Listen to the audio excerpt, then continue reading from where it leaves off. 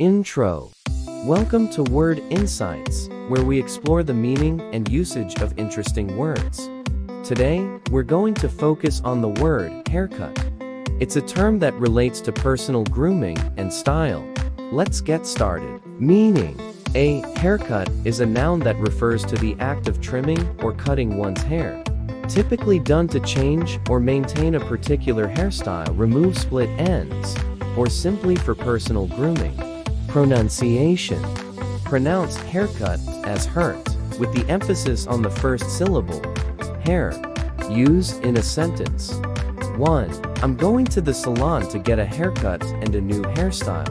2. He gave himself a quick haircut at home during the lockdown. Synonyms.